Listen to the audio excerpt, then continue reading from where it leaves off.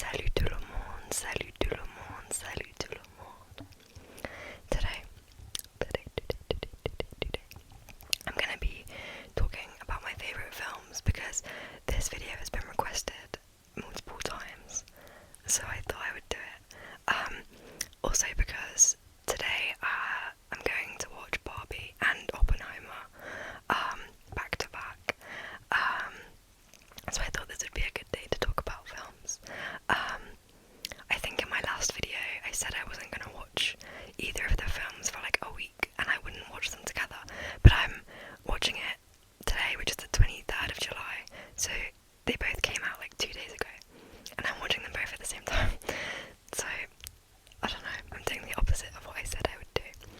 But this is my makeup. It's very Barbie themed because I didn't know how to dress or do eyeliner for Oppenheimer. And then I don't have any pink clothes except for this shirt which has like peach writing and it says Le Grand Musée des Fleurs et Plantes Paris. Also gotta get the French in there.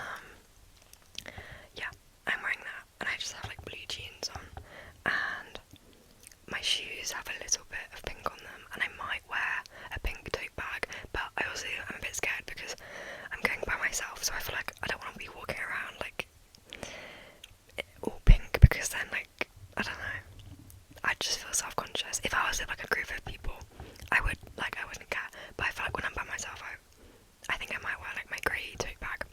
Anyway, today I thought I could talk about my favourite films of all time and then like my most recently watched films, except for Barbie and Oppenheimer, because yeah, I like films. I work in a cinema.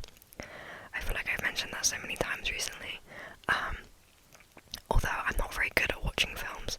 Like, people think that I'm like a really big film enthusiast who has watched like all these like amazing like classic films, and I haven't watched that many. I mainly watch films that come out in the cinema because they're easy to access for me. Anyway, so I have my laptop over here and I have my Letterboxd profile up and I'm going to be talking about my most recently watched films and then my favourite films that I've rated on Letterboxd. So I'm going to start with my most recently watched films. So all of last week I watched all of the Hunger Games films because I'd never seen them, which I think is crazy. I've never seen them, I've never read the books, and I decided to watch them all. So I'm going to group them as one category because I don't want to just talk about the Hunger Games for the whole video. So yeah, I went through them all in order. I'll tell you my favourites. So I heard that Hunger Games Catching Fire was like the most popular, but it was actually my least favourite, like for no particular, like there wasn't like a big point that makes it less likeable than like any of the others. I just didn't enjoy it as much. My favourites were the Hunger Games and then Mockingjay Part 1.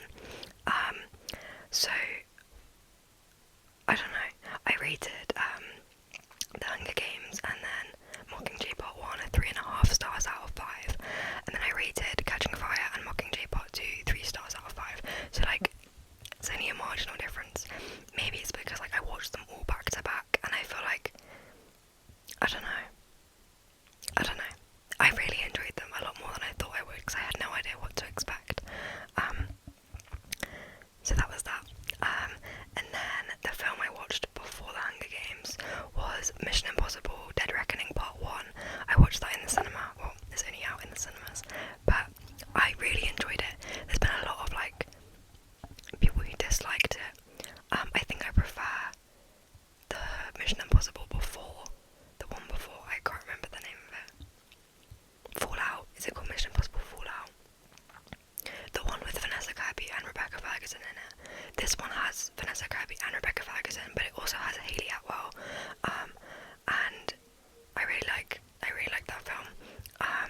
There were like a lot of like talking scenes that you need to know to like understand the plot, but like at the same time I was just there to see Tom Cruise on a motorbike.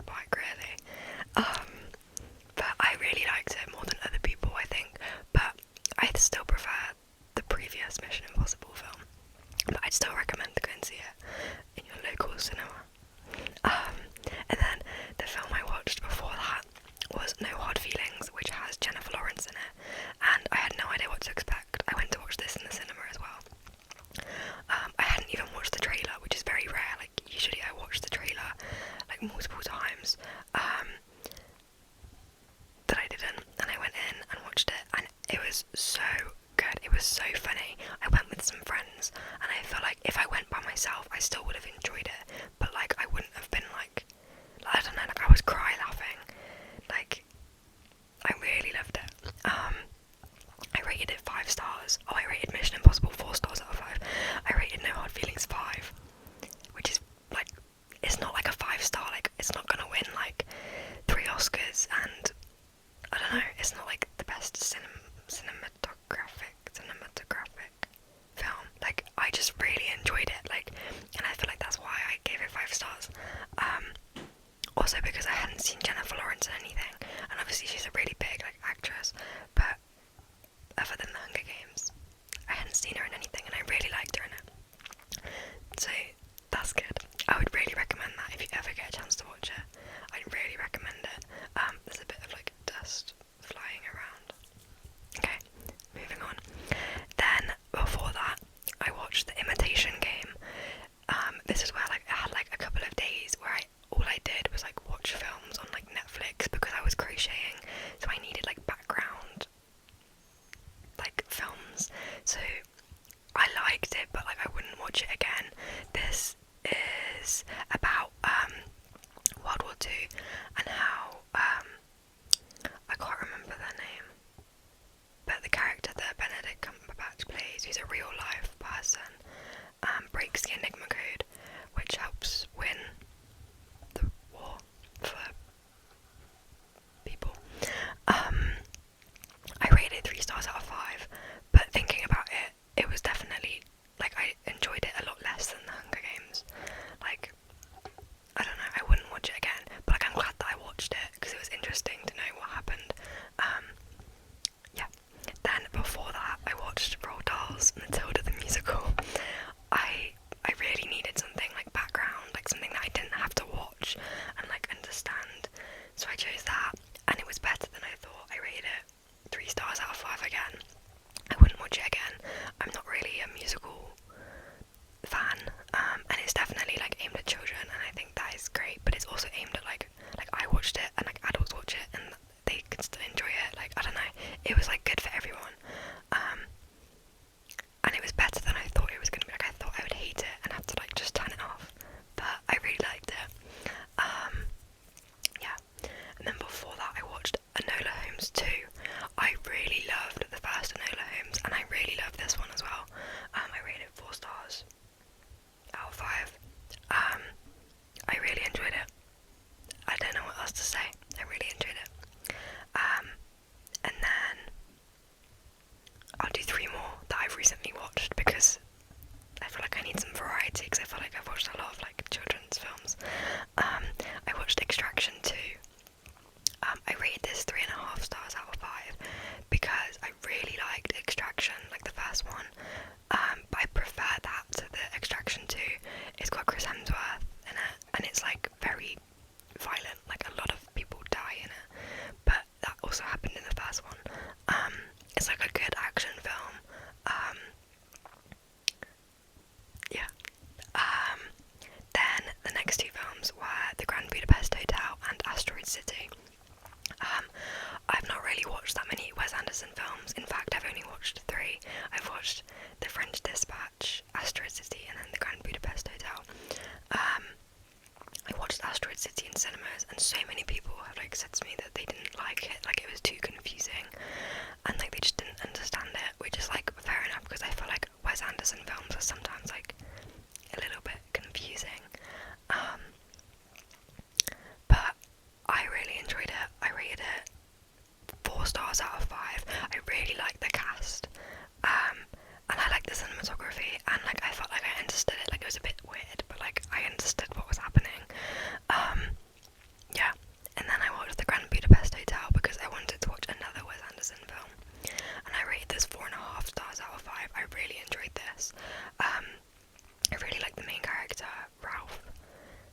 the actor who plays Voldemort in Harry Potter.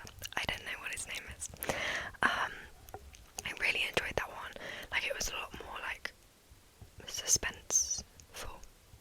It was a more tense film. I really enjoyed it.